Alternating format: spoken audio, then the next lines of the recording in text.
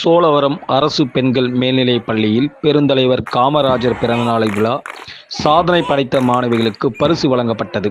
திருவள்ளூர் மாவட்டம் பொன்னேரி அடுத்த சோழவரத்தில் அரசு பெண்கள் மேல்நிலைப் பள்ளி செயல்பட்டு வருகிறது.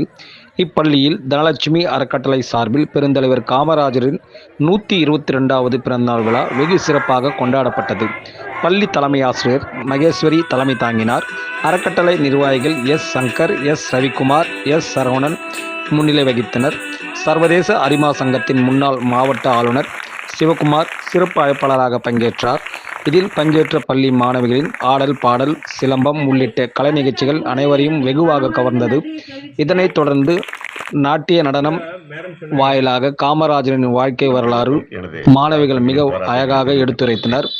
முன்னதாக கடந்த ஆண்டு 12ஆம் மற்றும் 10ஆம் வகுப்பில் அதிக மதிப்பெண்களை பெற்ற மாணவிகளுக்கும் விளையாட்டுப் போட்டிகளில் வெற்றி பெற்ற மாணவிகளுக்கும் தனலட்சுமி அறக்கட்டளையின் சார்பில் ஊக்கத்தொகையும் கேடயமும் பரிசாக வழங்கப்பட்டது. சிறப்பான கல்வி அளித்த ஆசிரியர்களுக்கு பரிசுகள் வழங்கி கௌரவிக்கப்பட்டனர். இதில் ஊராட்சி மன்ற தலைவர் சுலோச்சனா ராமச்சந்திரன், அரிமா சங்க நிர்வாகிகள், பள்ளி ஆசிரியர்கள் மற்றும் மாணவிகளின் பெற்றோர்கள் திரளாக கலந்து கொண்டனர்.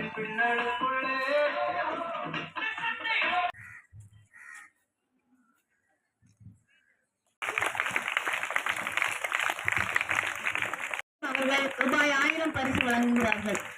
பஞ்சாயத்து தலைவர் சுலோச்சனா ராமச்சந்திரன் அவர்கள் ரூபாய் 3000, தலைவர் விநாயகன் அவர்கள் ரூபாய் 2000 பரிசு.